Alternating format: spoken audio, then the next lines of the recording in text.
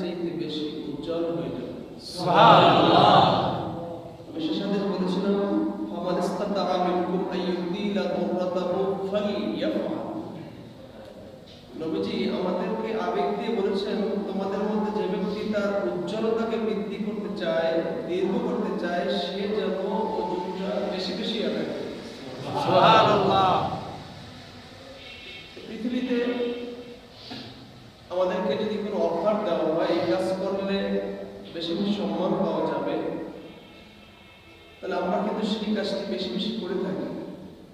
আর আল্লাহর হাবিব সাল্লাল্লাহু আলাইহি ওয়াসাল্লাম বলছেন, হাশরের ময়দানে তোমাদের চেহারা যদি বেশি কেউ উজ্জ্বল করতে চাও, উজ্জ্বলতা দীর্ঘ সময় থাকবে, তাহলে তোমাদের একটি কাজ করতে হবে, সেটি হলো তোমরা যেন বেশি বেশি করে ওযু করতে পারো, ওযু করতে থাকো। সুতরাং ওযু এমন একটি ইবাদত, যে ইবাদতটুকু শুধু নামাজের জন্য নয়, বরং নামাজ ছাড়াও একজন মুমিন তার জীবনে চলতে ফিরতে উঠতে বসতে সাহাবায়ে কেরামের জীবন এসেছে যে যখন তাদের ওযু চলে যাইত, সঙ্গে সঙ্গে তারা ওযু করে নিত। কারণ হলো যে আমার মৃত্যু যদি হয়ে যায়, আল্লাহ যেন আমাকে ওযু অবস্থায় যেন আল্লাহ আমার মৃত্যু দান করেন। সুবহানাল্লাহ।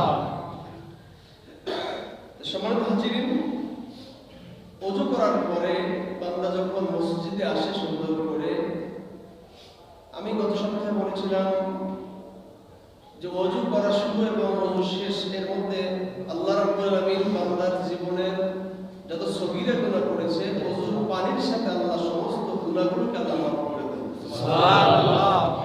বাকি থাকে কবিরা গুনাহ, যে গুনাহটা আমরা বড় গুনাহ করেছি, এই গুনাহটি মাফ করার জন্য আমাদের তওবা করা দরকার। কি করা দরকার? তওবা করা দরকার। মনে রাখবেন, বিভিন্ন আমলের কারণে ছোট গুনাহ মাফ হয়ে যায়, কিন্তু বড় গুনাহটা মাফ করার জন্য অবশ্যই কি লাগবে? তওবা করতে হবে।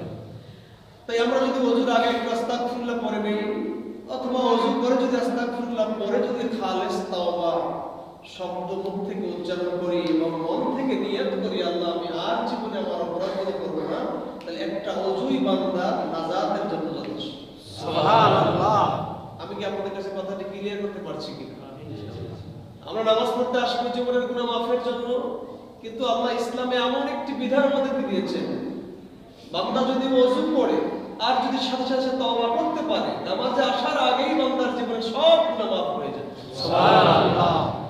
সুতরাং আমাদের ওযুটা কেমন হবে, এটার জন্য আমরা কিন্তু শুক্রবার ট্রেনিং এর ব্যবস্থা করেছি। আমরা 15 জন 16 জন গত সপ্তাহে 14 জন লোক পেয়েছি। আপনাদেরকে আবারও দাওয়াত দিচ্ছি, এ সপ্তাহে আমরা নামাজের ট্রেনিং দেব। সূরা কিরাত যেমন নষ্ট হচ্ছে, নামাজের প্রশিক্ষণ হবে। কারণ হলো রাসূল পাক সাল্লাল্লাহু আলাইহি ওয়াসাল্লাম একজন ব্যক্তিকে বলছেন, তুমি নামাজ পড়েছো? হ্যাঁ, আমি নামাজ পড়েছি। নবীজি বলছেন, লাম তুসাল্লি, হাদিসের ইবারত, তুমি নামাজ আদায় করোনি। লোকটা বলছে, ইয়া রাসূলুল্লাহ, আমি নামাজ পড়েছি একটু আগে, সবাই তো দেখেছে। হুজুর বলছেন, না, তুমি নামাজ পড়োনি। এখন আল্লাহ নবী বলছেন না, আর উম্মত বলছে পড়েছি। এখন এই দুই গ্রুপ হয়ে গেল। এখন বিষয়টা কি?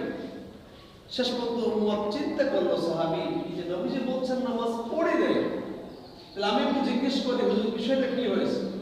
আল্লাহ নবী বলছেন যে হ্যাঁ, তুমি নামাজ পড়ো নাই, পড়েছো, তবে তোমার নামাজের ভিতরে রুকু সিজদা ভুল হয়েছে, বিদায় তোমার নামাজটা হয় না। এইজন্য আমি বলেছি তুমি নামাজ পড়ো নাই।